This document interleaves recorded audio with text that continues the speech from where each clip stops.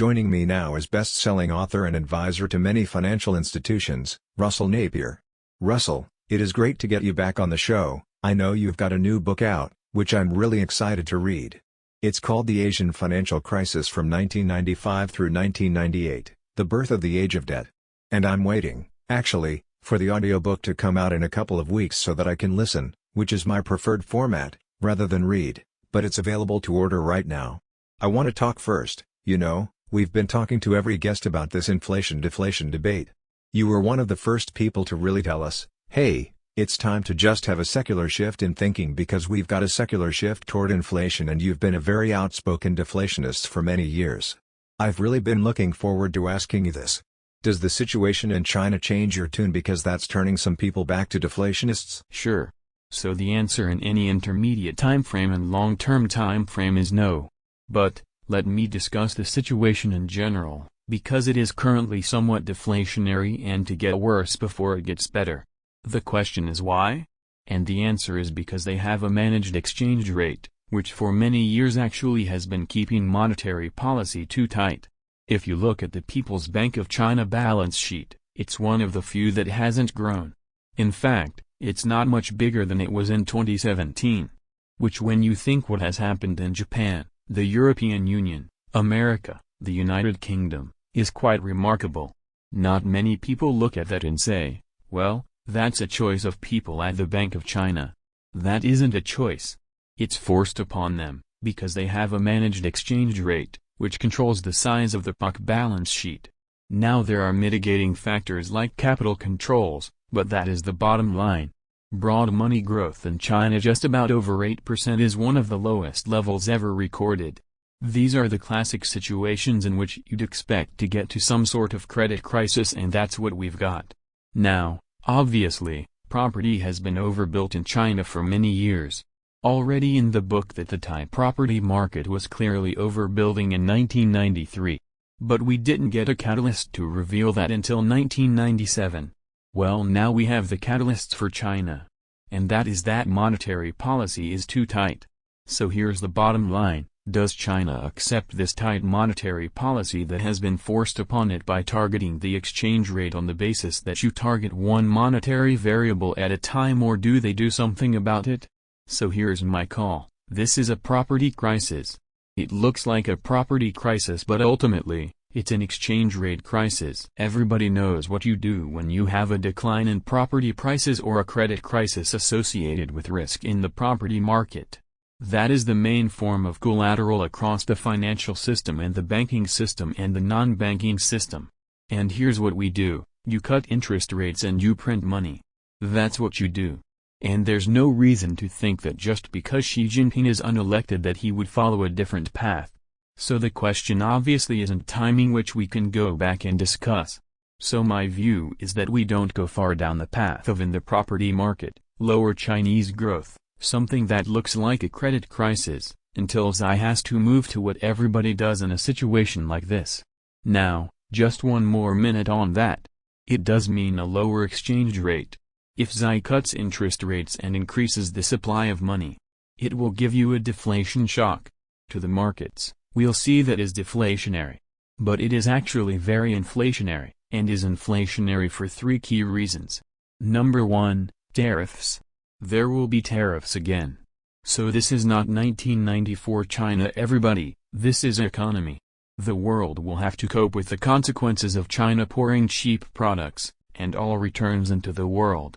Number 2, it's only happening because China is printing a lot of money, and it takes a while to get to consumer goods and consumer price inflation, but it does get there.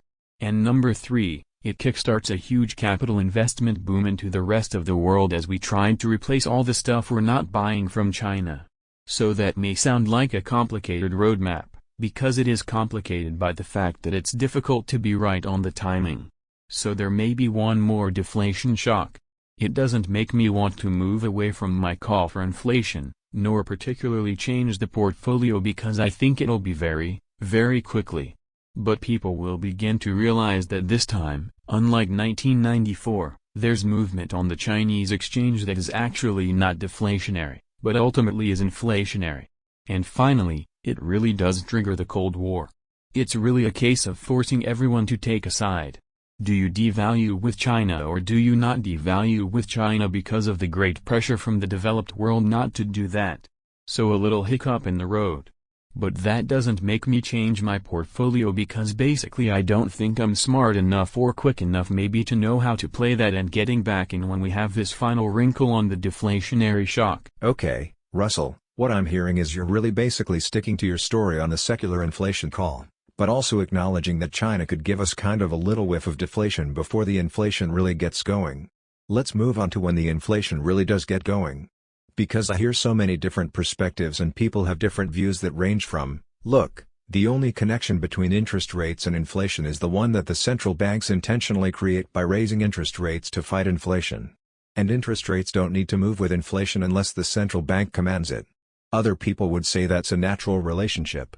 And still other people would say the central bank needs to do everything it can to prevent rates from following inflation as they normally would in typical cycles.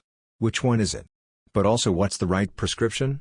And what's going to happen here? Because frankly, I think central bankers all over the world aren't really sure what they're doing, and they're trying to figure out their next move. Yeah, I go slightly further than that, and say that they're impotent. That they can't do anything. They can talk it but they can't walk the walk, and here's the reason why. It's not that higher interest rates are just unacceptable, and they are. They're not unacceptable. They're usually pretty unacceptable anyway to most people. But they aren't acceptable now, because the debt-to-GDP ratios are so high, and they can cause huge havoc. I mean, the debt-to-GDP is also well worth looking at from the private sector debt service ratio, interest rates right now.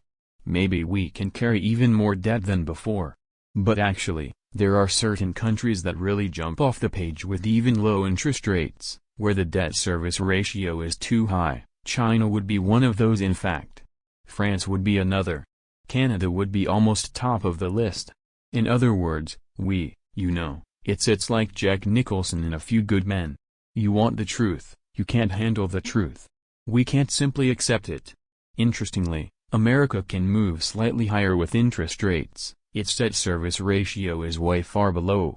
Inaudible, there can be some reason to raise interest rates, but clearly not to a level that reflects current levels of inflation. So that is the absolutely key question. The question is not what is inflation? The question is, when, again, will we live in a system where interest rates can reflect the prevailing rate of inflation? I obviously think inflation is going to be high, and therefore I think interest rates would have to be higher still. However, it's not going to happen. Now the question is, how do they stop it? It's not about central bankers and short-term rates, it's about what we used to call market-determined rates. And I said used to call because there is this yield curve. And that yield curve is at least as important in terms of interest rates as the short-term rate controlled by the central bankers. At the minute, we all know how they're controlling it. They expand the balance sheets and central banks buy the debt and hold on to yield. That's where we are permitted. In the long run, you simply can't do that. And it's not that you don't have the power to do it, because of course you do. You can expand your balance sheet to infinity. The reason that you have to stop is that liquidity you are creating is adding to the inflationary mess. And you don't want to create that liquidity that adds to deflationary mess. And that didn't happen from 2009 to 2019. But I think it's already happening. We can see it in inflation, and this is something we've talked about before. The long-term interest rate will be set by the regulator. They will force the institution to buy it, and supply of money will be determined by the government, who controls the growth of commercial bank credit. And the central bank will be set in writing interesting papers about how to control monetary policy. I want to integrate these last two topics that we've discussed, Russell, because when you were talking about China, your conclusion was that central bankers are going to be confronted with a situation where they are forced. Their hand is being forced to deal with this FX issue that you anticipate existing for China. Well, okay, wait a minute, it sounds like what you just said about the challenges that central bankers are going to face dealing with inflation starting to run away. How are they going to stop the rates? It seems like those are integrated. So to what extent could there be surprises or curveballs that China throws at central bankers that limit or curb their ability to deal with this inflation? And that's a very good point, because it really depends on the POC itself. So there are curveballs that could be filling out the central banks. For instance, if I'm wrong, let's say Xi Jinping actually likes slower growth, likes deflation, likes the fact that certain organizations are going bankrupt and actually going into government control. Well, that's going to create for the central bankers with interest rates at zero, that's going to create certain problems.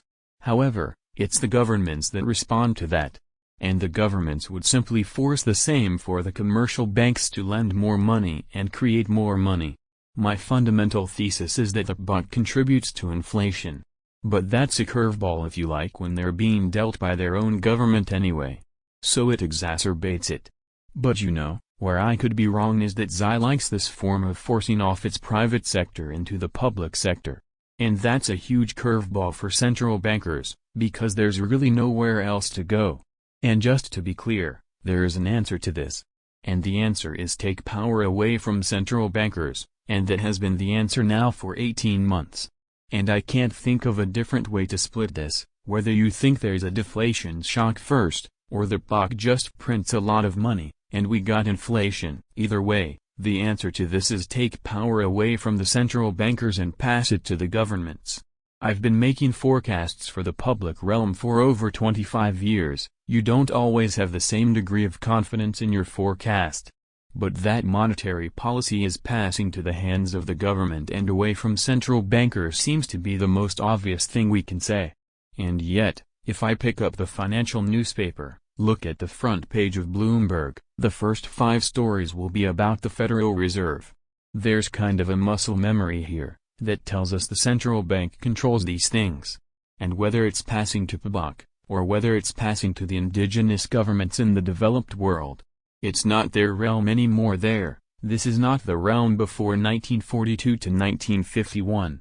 In America, nobody bothered what the Federal Reserve was doing because it wasn't relevant. I looked at what the government was doing in terms of mandating the functions of government bonds. So all road leads to the same place, which is the impotency of central banking. Russell, I couldn't possibly agree with you more personally, that taking power away from central bankers ought to be the answer here. But frankly, there's a lot of things that I think ought to be the answers that I know perfectly well are simply not politically viable in this environment. You know, when I hear my libertarian friends talking about how things should be, it's like, okay, if you want to tell yourself that you'd like it better that way. That's an interesting mental masturbation exercise. But as far as it actually happening on this planet, the trend is very much toward collectivism. It's very much moving away from capitalism. A lot of younger people really think socialism is appealing. There's MMT, all of the trends that seem to actually be active are telling me that as much as you might want to see central bankers have power taken away from them, I think the actual trend here is exactly the opposite. Would you agree with that? And if so, what are the consequences? I mean, how's this thing gonna turn out? Yeah, so I do agree with that. But of course, your libertarian friends think it should be taken away from central bankers and passed to the private sector. That's, that's what they want to see. And that's perhaps why they own Bitcoin, because that's a private sector currency. But you're right. With foreign central bankers, it's not leaving central bankers because suddenly the government have decided the private sector will be much better at doing this stuff. Quite the reverse. It's leaving central bankers and going to government, because the government has to achieve similar things you've just mentioned. Pretty high up off the list is the redistribution of wealth. Probably even higher than that is a green investment. Now, the market may or may not provide those things, but the government's running out of patience to allow central bankers to turn in the price of money on hope that the market delivers these things. So I'm afraid for your friends who think power should be taken from central bankers. It's going in the wrong direction. It's not adding to the market. It's quite clearly adding to the governments to meet the green investment boom and to meet the redistribution of wealth. And frankly, to move wealth away from savers to debtors, which is not really the dream of people who foresee that there is no central bank one day. They foresee their hard money, a world of hard money debtors are paid back in dollars, which have the same purchasing power which they rent. So yeah, they're right parties moving central bankers. But it's not going to do direction that they think and it's inevitable. As you say, we're not here to forecast what we want. We're here to forecast what is likely. And what is likely in all the forecasts that I've talked about so far are all based on politics. And the problem is simple. The debt to GDP ratio is so high that debt has to be inflated away. And you do not inflate it away by handing the power to grant money to independent central bankers, nor the private sector for cryptocurrencies. Well, since we're in the business of translating all this stuff to outlooks people can make money from, what do you get when you grok this all together, Russell, and think about an outlook for bond rates? Is the 35-year bond bull market finally over, and if so, does that mean that a bond bear market has to start? Or do we just stay at this sort of low-rate situation for years to come? Yeah, that's a great question, isn't it? Because in a market-determined interest rate, you'd expect interest rates to go up to reflect inflation. But if I'm saying to you, they're not allowed to, then actually, you don't lose money on bonds in nominal terms. And that's not to say you can't lose a little bit in a few year and a half or whatever. Bond yields can go up higher and it might be lower a little bit first if China devalues, then it will go higher. But the bottom line is your losses in bonds are in real terms and not in nominal terms. At the outside of this call, I said that very clearly. We can't live with a inaudible response. We can live with bond yields 5, 10, 15%, so we're not going to get them. So those great losses that you made on bonds simply aren't going to happen. But that definitely does not make the price, because the losses come in real terms but they come over certificates of confiscation. But that confiscation comes in real time. So we are absolutely in a broad bear market. But I think we should measure volume weighted by markets and real returns. We should measure everything in real returns anyway. But I think the real returns for bonds will be shocking. For at least 15 to 20 years, but actually in nominal returns may not just be flat. That's what happens if you count the yield curve. There's no volatility, there are no capital losses. But in real terms, you're losing a lot of money. The interesting thing is what happens to equities. Now, that is more complicated and different from sector to sector. But here's the real concern. If we started yield curves, is a product of forcing savings institutions to buy government bonds, they have to sell something.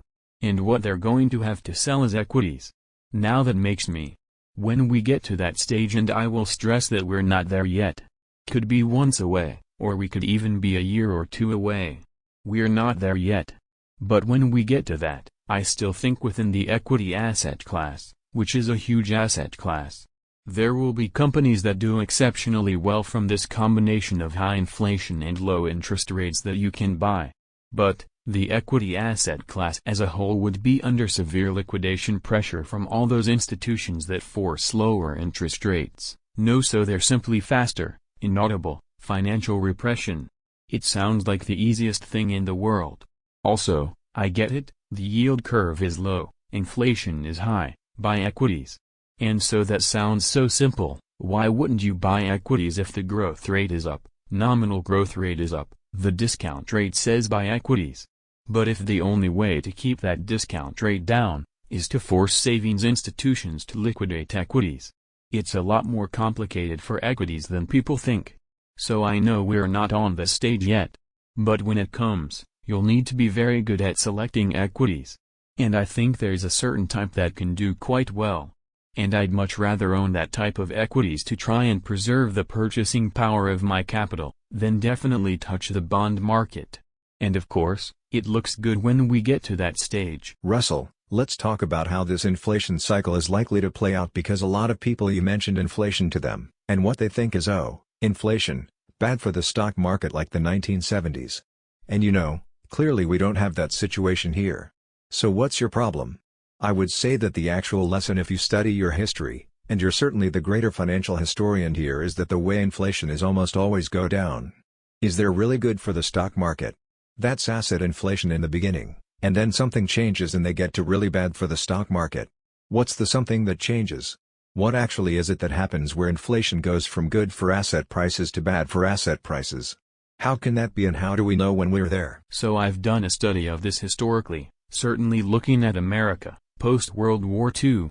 There is a nice guide for everybody, and let me explain why the guide has worked, but then probably why it isn't going to work and what will work. When inflation is below and rising, and when it hits 4% is roughly when you should have been selling equities. So as you say, it's initially good for equities, particularly recovering from a low level. Because you're coming from a lower level of deflation, usually used to call it in my first book as usually very bad for equities, but as it grows to 4%, actually equities go up. Interest rates may be going up as we go from 1% of inflation to 2% of inflation to 3% of inflation to 4% of inflation. But it doesn't matter. Equities go up. Why do they go up? Because the growth rate is rising faster than the discount rate. And the rise in the discount rate when you discount back future earnings is not impeding upon the growth rate. And therefore, you notice that if you have a gap between the growth rate and the discount rate, you get higher net present value in equities. So what happens at 4%?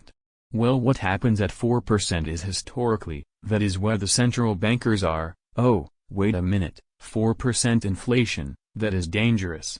That is likely to trigger inflationary expectations, and inflationary expectations, as you know, the Fed has been for some time. I've been absolutely fixated with inflation expectations. We need to do something. We need to do something. And what they need to do is to start to drive the discount rate to a level that brings down, inaudible, because historically or in economic theory, that's how you control inflation. You put rates up to have an impact on demand, and they're bringing down demand or slowing demand, then you have an impact on prices. But that's negative for equities. That's when you get negative for equities. You've got a higher discount rate, causing a lower growth rate, and historically, this is when the whole thing begins to fall apart. You can see the problem with our analysis. What we've been discussing and how you started this interview, we can live with this discount rate. So maybe equities go to infinity. Basically, that's what happens because the growth rate keeps going up, i.e. inflation under the grip component of the growth of inflation, and the discount rate doesn't. Then why do equities not go to infinity? So back to my key point here, and this is crucial, because the market's looking for a deflationary bust to end this, as we saw in 2007 to 2008, where it's looking at the traditional, too much inflation, rising interest rates. And my call is it isn't over. What ends this is a level of inflation that forces the central bankers to start expanding their balance sheets, and then forces them to get the savings institutions to buy bonds and liquidate equity. So it's a very peculiar end to the equity bull market. Because it's forced by something which is an unknown market force. Deflation, not corporate cash flow, market force. Inflation, necessarily higher market rates, market force. I'm saying that nope, we don't get that this time. What we get is this administrative intervention to keep interest rates down forces a prolonged liquidation of the equity market. So that's a pretty extreme forecast because, you know, it doesn't usually happen that way, and it hasn't happened that way since 1940. But anyway, that's what I think is going to happen, and that's how this equity bull market comes to an end. And that's what I'm writing for my clients. It is what I call Phase 1 financial repression, interest that's held all by central bankers, to Phase 2 interest rates held low by forcing savings institutions to buy bonds. Russell, when you talk about Stage 2 financial repression, now that's an action of central banks. Central bankers act on their own local currencies. That means that we can expect this Phase 2 of financial repression to appear at different times at different places around the world. So what do you expect? Is this something that happens first in the US, or it happens last in the US? Does the rest of the world follows? How does that work? Yeah, so this is absolutely the crucial thing, because the first rule of a financial repression for a receiver is to get your money out of the country. I mean, it's really categorically simple. Because the government is using your savings to achieve political goals. You might say, well, my savings are fine. But if you're in any form of regulated financial institution whatsoever, that's what's going on. So to the extent that you can get your money out and get it out of the country, so in other words, the exchange rate goes down. So when we move to that form of repression, there's no inaudible amount, so your exchange rate is going to do down. Unless if it was like Bretton Woods, where we all sat in a lovely hotel in New Hampshire, and everybody did the same thing at the same time, then no one's exchange rate maybe could go down, because we had all done it at the same time. There would be this new sort of global monetary system because of financial repression. But that isn't where the world is today for sure.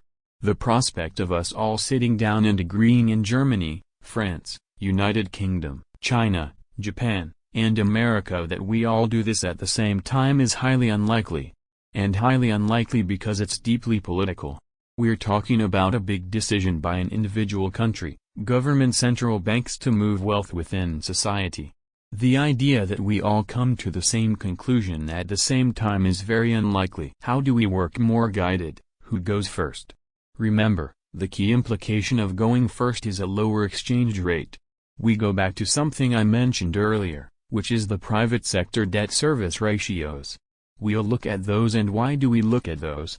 Here are the people who can live with somewhat higher interest rates, but here are the people who are already seeing some of their private sector cash flow going to service debt that rates go up even a little bit. There's going to be a private sector debt crisis. And what we began is we can't live with rates that could bring about a private sector debt crisis. So the answer to that question for me is China and Europe. China and Europe have got much higher private sector debt service ratios than the United States. Some numbers on that. Interesting number is that, when America ran into its last major debt crisis at the end of 2007, we were looking at a private sector debt service ratio, about at 8.5%, and it was 8.5% of all private sector cash flows were going to service debt. And that was enough, given the rise in interest rates we've seen prior to 2007, for something to crack. For someone to struggle to pay back interest and create a default in the private sector debt market, in the banking system, and create lots of problems. When America stays at 13.5%, it's come crashing down, interest rates are down. But more importantly, the household sector in particular is devalued. The corporate sector hasn't. So it's more robust, and interest rates can go up. But France and China are just over 20%. More historically, that is exactly the level where you've had issues. When interest rates have risen, issues we go back through the three periods that are covered by the database. 1998 in Asia. 2007 obviously in America. 2011-12 in the European sovereign debt crisis. Any countries that have a private sector debt service ratio up towards 20%. If interest rates go up, they find themselves in a crisis. So those are the countries that have to repress first, because most of the countries really were. They just can't permit market-determined interest rates. So it's a bit of a toss-up at the minute as to who goes first, is it China, or Europe? But the bottom line is the dollar goes up. I've long been a fan of the dollar.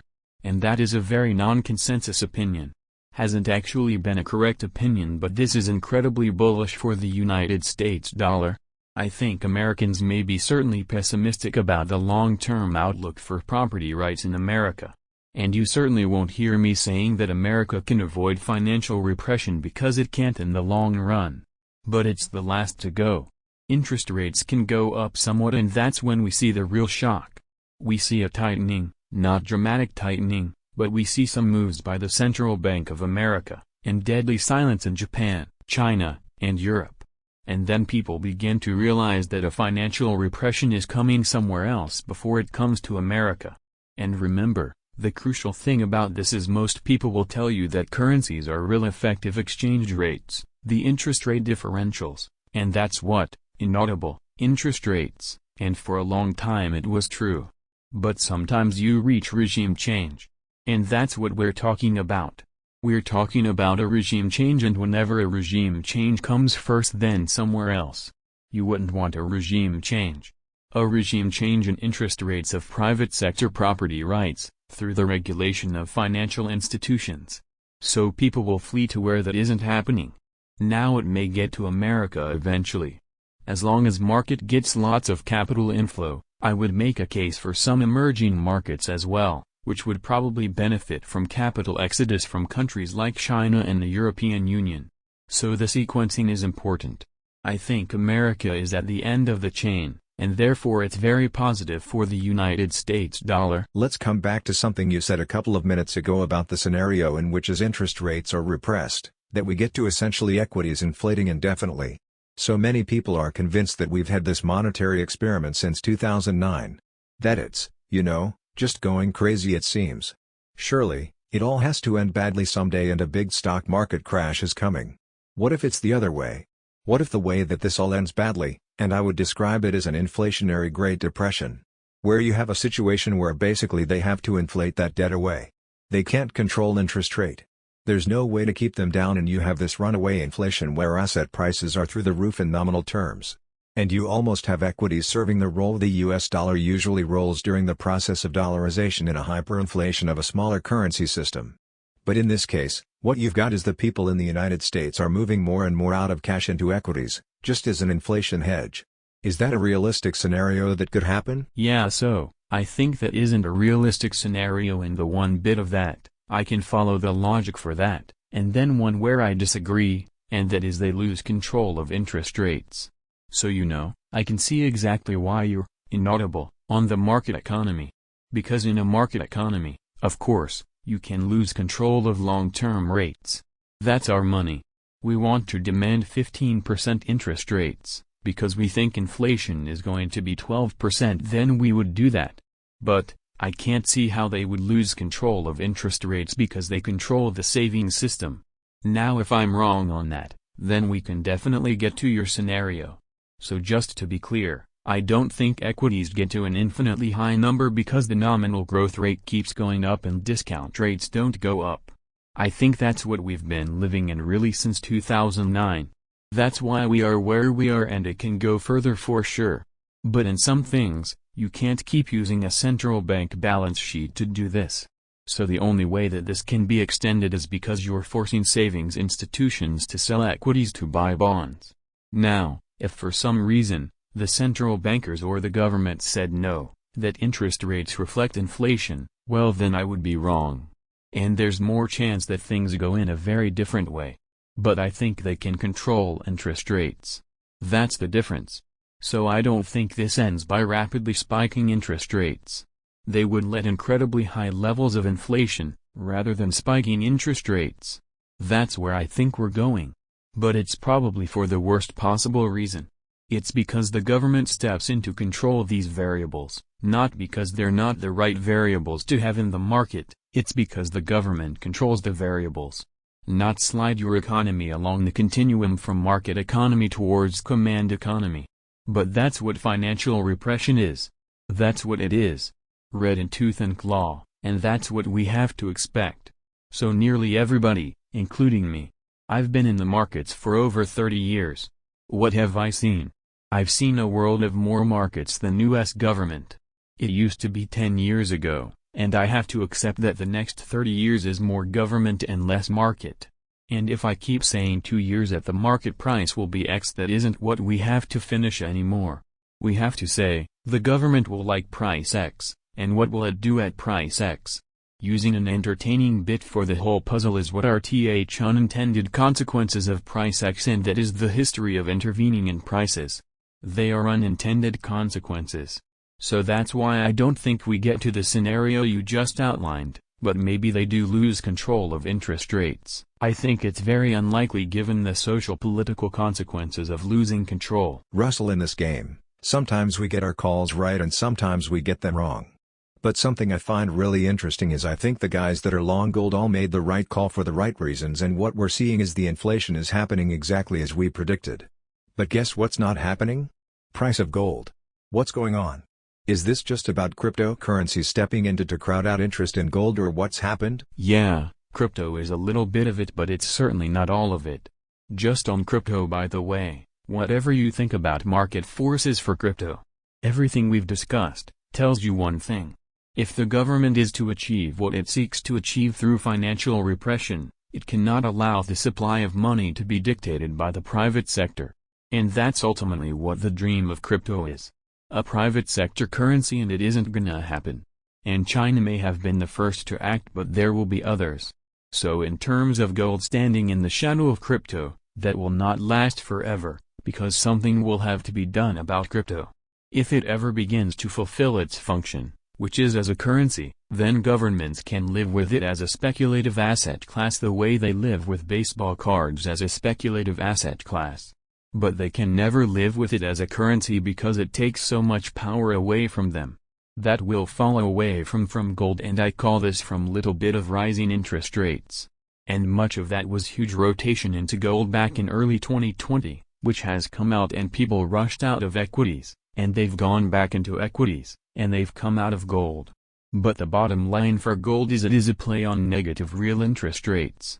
And the very definition of financial repression is negative real interest rates. I challenge anybody to work on how we get rid of all this debt in the system without negative real interest rates. That's at least for gold. There's another interesting thing with gold that's come along. The politicization of credit. We haven't really had time to talk about, but it's inherent in all the articles that I've read. Politicization of credit is evident, and there are certain things that people will not be allowed to fund. Not that you have to pay more interest, but just you won't be able to get credit to fund those. And gold mining is potentially one of them. So I realize that many people listening to this own gold miners as well. But in terms of the green agenda, if you had to list all the things that we're expending all this energy for, things that are legitimate to expend energy for. I mean, keeping ICU units open with energy, nobody doubts that that is a legitimate thing to keep energy for. But keeping Bitcoin miners going and keeping gold miners going is something else, and that is incredibly bullish for the price of gold. If the price of capital for all sorts of things that are now considered to be ungreen goes up, then the price of gold is already above granulation. So already, you're fine because most of it's refined below ground, and that is incredibly bullish. And then financial repression means you're interfering with capital. And they may get to gold eventually. But I think, people look back to 33, they look back to the Roosevelt Edict on gold ownership, and they say, this is going to come, and maybe it comes eventually. But you got to remember, back in 33, gold was a big part of the allocation. I mean, gold was money and money was gold. The dollar was pegged to gold, and people owned a lot of it. So if you wanted to financially repress, you have to go after gold. Unlike what you might get there. But you look at the pile of paper assets.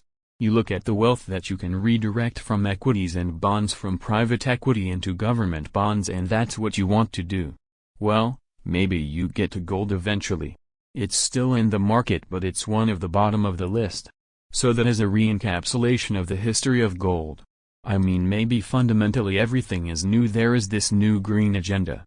I think we should have worked out what it might mean for the production of gold. Russell, you're describing gold as a pure play on real interest rates. As interest rates adjusted for inflation. But Russell, real interest rates have been dropping like a rock, and they're really low now, and gold's kind of where it's been. So how do we interpret that? Does it mean something's changed and the balance is different, or does it just mean, this is an inefficiency in the market, and right now gold is undervalued, and we ought to be buying it? Yeah, I just think it means it's it's an extreme example, but if you go to 45 to 71, the gold price didn't go anywhere. We had negative real rates. Well, it was pegged during that time. Because it was pegged during that time. But it's a prolonged period of time where the gold price didn't. I mean, it can take a long time for the gold price to work it out. That's all I would say, because there's so many financial assets in the world, and there are other ways you can plan it. You can buy tips, you can buy Bitcoin, you can buy other things. So there are other financial assets that perhaps that people go to first. I just think gold can be the one to catch up. And it certainly is taking a while to catch up, but it will catch up. We began this by discussing the risk of an overhang from China, deflation risk from China, that has affected all commodity prices. We're not just talking something in the last 6 weeks, really, the last 6 weeks, has had a pretty negative effect on gold. I spend my life talking to professional investors. And obviously, I've been talking to them about gold for some time, and they don't own it, they don't have the size, they don't have it in scale. Because they think it's not the sort of thing they can have in their portfolio. They prefer large liquid securities, and that's where they tend to go, typically into equities. Not changes in financial repression, because you're not allowed to. So it's kind of saying that people are trying to play inflation through pieces of paper. More pieces of paper available to do that than where we've had in history. But eventually, as you realize that those pieces of paper are being manipulated, you have more and more to go. Well, Russell, I can't thank you enough for a terrific interview. But before I let you go, I got one more question, which is, you really made some waves back in 2016 with your book Anatomy of the Bear. All of a sudden, we got a new one. It's called The Asian Financial Crisis from 95 to 98, Birth of the Age of Debt, available now on Amazon in book form and soon to be available for those of us who prefer audiobook form. Why a new book now at this point in your career? What's the occasion? What's the book about? What can people expect to find when they read it? Well, it is a bit of an occasion because it's been 25 years since I started writing. So that was an occasion to revisit something. But the reason for revisiting that particular episode, like my first book, is that I have written contemporary new opinion. I had attempted then to forecast the future. And this is the crucial difference between my books and history books. History books look back of a bit of hindsight, and so this is what happened. I'm looking at what people thought were gonna happen and didn't, which historians don't pick that up and look at events. But when you're in our business, you're constantly looking at the future. So I thought it'd be good to go back and look at how we got that so wrong. Not only did we get the fact that there wasn't a bit of a crisis, and there was, but also why people were still selling at the bottom. So I did that, but behind that is a much, much bigger story. And that is how we set the foundations for the age of debt, by aligning Asia and other emerging markets to undervalue their exchange rates. And at point, there was some mechanism of that created the age of debt. And actually more important than all of that, that was the beginning of this great conflict between a form of capitalism which comes from the United States and a form of capitalism that comes from North Asia. And in North Asia, is what I would call more of a social capitalism. In those days it was Japan and it was Korea, but now we add China into that. And we're still living with that battle between these two on a nightly hit. When I lived in Asia, people were convinced that the Western form, the American form, had prevailed, and it didn't. There was a form of trust, and it seems to me that what's happening is we're becoming more North Asian. That's what financial repression is all about. So there's a modern networking and is kind of all these different levels. And the other thing that I'm really excited about is after 16 years of running a course on financial history, we're finally putting it online. So that's basically a free online video version of that course to teach people the lessons from financial history as well. And they can find out about that. If you put my name and course into the Google, you will come to the pages and find out. Just send me an email, you will find my email address there. And I will tell you about my course. It is not quite ready for launch yet, but within a month, we will be able to offer that. I think it's 1,500 professional investors have taken it from anybody anywhere in the world. So after a long, hard slog this year to get it ready.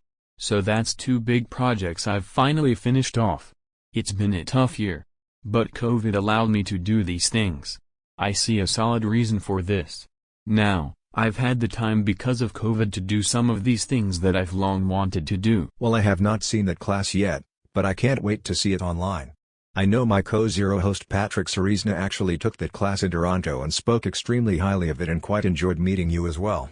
So we look forward to getting you back on the show for an update in a few months.